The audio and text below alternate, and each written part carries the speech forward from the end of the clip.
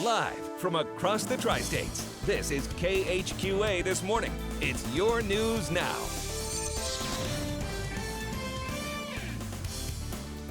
You know who else is kind of a goofy drama geek? Kristen Aguirre. Kristen Aguirre. She's live this morning, but she's playing the role of a firefighter this morning. Hey, Kristen.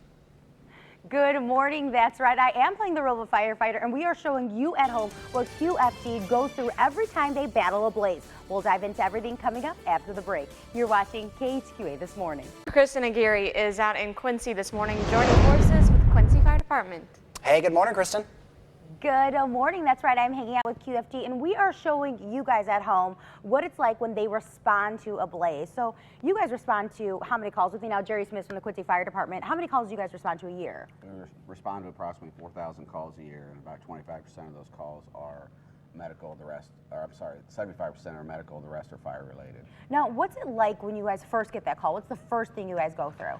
The first thing we hear is the tone alert, which tells the dispatcher tells us what district it is and what trucks are going to be responding to it. She gives us information as far as what time of day it is. Obviously, we know if there's anyone known to be in the house, what type of fire, if it's something that's exterior or something that's definitely interior, and then we kind of think what the neighborhood is as far as what style of house we may be responding to, and the different types of things as far as basement, second floor, that type of thing that goes along with the house. So these are just in minutes. You guys are getting this alert, and you have all of these things running through your mind. So you guys are running to the truck. You're going to be getting dressed, and let's give everyone a quick insight of what that tone sounds like.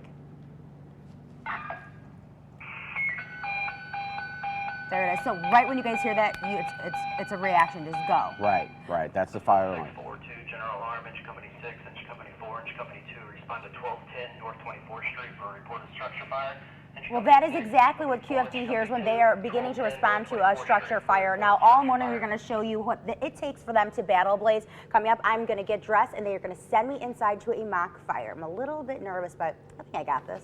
We hear that sound all too often all the time on the scanner, and I hope if you live at that address that was just given out and you're waking up going, that was fake. I even had to look at you going, wait, that's not real, right? I'm sure that was fake. No, that was fake. I would hope so. Otherwise, Jerry's just sitting there being like, yeah, you know, there's this fire. They're all just relaxing. QFD's here, no biggie. Yeah. All right, thanks, Kristen. She's at the Quincy Fire Department's training center this morning. Kristen, what you up to? Good morning, guys. I don't know if you can see me, but we are showing you a real life simulation of what QFD goes through when they battle a blaze. So earlier we showed you how they hear dispatch and then they get onto that call. Now, Jerry from QFD, what are we showing them right now? This is going to be the first responding truck to the fire. What we're going to do is get out and pull a hose line, and then the lieutenant's going to do a 360 walk around as far as to see what we can view with the building. And you're going to take the hose line in along with firefighter Kendrick, and we're going to make an attack on the fire initially as far as what it would look like. So what are you guys feeling once you get to the place of fire? Because I can barely move. This is a lot of equipment. It is so heavy. That's you. You're fine. What we're going to do is come back here. We take a look to see what we're seeing. He's going to take the hose line here. This is called a Minuteman. So this is a Minuteman hose line. Turn around. Oh man, I have to put this on me? Yeah. So even already all the equipment I have on, I have more equipment? Okay, keep on walking. Okay. And what we do is this place off your shoulder, walk back and forth over here. Turn this way. Uh-huh. Keep going. And this will all place off. They got it. Oh, so it comes off. Right. Okay, now go back to the door over there to your left. Okay. Okay, go ahead and drop that there, and we'll go ahead and place it all out. Now the engineer is going to charge the line. All right, we're going to continue to charge the line here and go inside into this building, and we're going to show you what it takes to become a QFD firefighter, and it is very hectic from what you can see right now. All this equipment's really heavy, guys. Very heavy, especially it's like 70 pounds. Yeah, and then you put on a day like today where it's high 80s. And I know she's all over that. She's trained. Good morning, guys. I am showing you what it takes to be a QFD firefighter. And we are getting geared up to head inside. So with me now is Jerry Smith from the Quincy Fire Department. So Jerry, tell us what we're going to be doing right now. Right now, whenever we get up to the door with the hose line, we have to stop and put our gear on. We put the face piece on, we put our hood on, and then we put the helmets on, then our gloves. After all that's on, You can see firefighter Kendrick putting all this stuff on. Kristen already had hers on, and now they're ready to make entry into the house. So you'll move over to the side, go ahead and grab the nozzle, and as you can see, the house is going to be charged with smoke, and they're going to go ahead and make entry into the house. So once they start doing that, what they're looking for is obviously the fire, and from the initial dispatch, we're going to be looking for obviously for some victims. We have to decide what kind of search we're going to do. Right. We have to go toward the seat of the fire, and we have to think of where the living quarters and the bedrooms are at in the areas that we're searching. By this time on the exterior, we're going to have a second engine company pulling up and attaching a 5-inch line to the fire hydrant and running the other end to the first arriving truck to get the water supply. As they're going in, they're going to be cognizant of where they're at, what kind of turns they're taking, and then they have to remember which way they have to come back out. Now what? The other way. Well, there you see her going in. You could hear some of what she was saying going in because, like I said, I did this with the Fort Madison Department several years ago, and they go in and as Jerry said, they were looking for victims. And I remember when they had me do it, I went in and kind of went around and felt my way around. Because it's like, pitch black. Pitch black. I mean, you can't see. The movies don't do this thing justice. No. You can't see anything because Jerry is live this morning taking her own ride, but I don't think it's as fun as a Ferris wheel ride. Hanging out with some of Quincy's bravest. What's going on, Kristen? Good morning, guys. That's right. We are in a mock burning building right now. We are showing you what it takes to be a Quincy firefighter. With me now is Jerry Smith from QFD. So, Jerry, tell us a little bit about what we're doing right now. Okay, what you're going to do is go ahead and once we get inside, whether we put a hit on a fire, we have another crew inside possibly with the manpower that's arriving, we're going to start searching for the victim. And what Kristen's doing now, we're doing what's called a right-hand search. We follow along the wall. We have to follow the corners. Obviously, it's smoky. And then we come upon whatever it may be that we're finding, and then now she's found the victim under the kitchen table.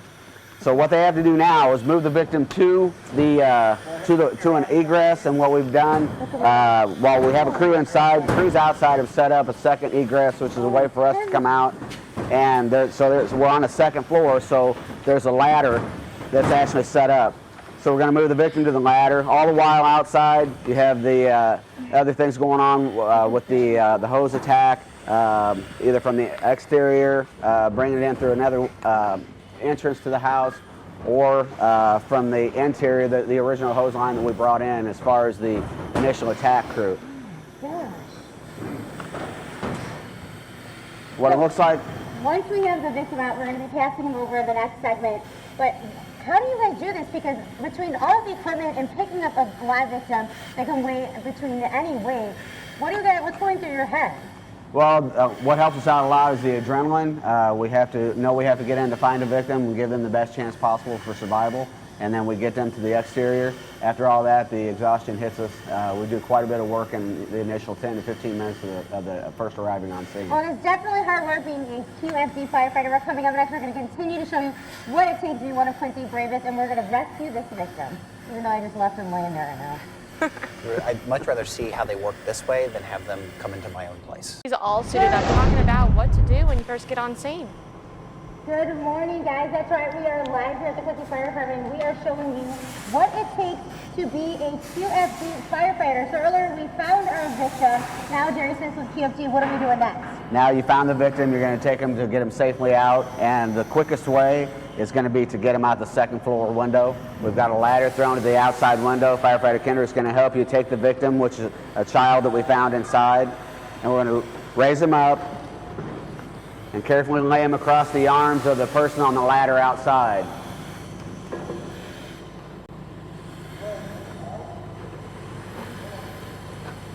Now, I know it's hard to get a shot out there. Look at how steep that ladder is. Now, how much training do you guys go through to be prepared for situations like this? We go through a training scenario at least once a week, and with that, this is actually something we did just last week, is rescuing victims and taking them out the windows. We have different carries. We can take them down the ladders. When something like this goes on, training definitely comes into play. you always want to be ready. We train, like I said, every week on different scenarios. We have live fire scenarios sometimes, and we go through all different aspects of the training, which we've showed you with different things that we've done. When you guys do find a victim, what's going through your head? Well, hopefully that we've got to the victim in time. Hopefully there hasn't been too much heat with the victim, and something that's sustainable. We get them, like I said, to the ladder, to the exterior. There's an ambulance crew that'll be waiting outside to take the victim over for us and render medical care. Well, after doing this mock trial, there is no question why there are 12 Quincy's of Bravest. Now, you can learn more about QFD by checking out our website, connecttristates.com. And coming up a little bit later in the show, we're going to continue to show you how QFD does it. Definitely not the apparatus to hear you very well. Not long, we've been following our own Kristen Aguirre, who is out at the Quincy Fire Department's training center. What's going on, Kristen? Good morning. That's right. All morning we've been showing you the life of a Quincy firefighter, and it is very dangerous. But before we dive into that, I want to ask Jerry Master our Facebook question of the day.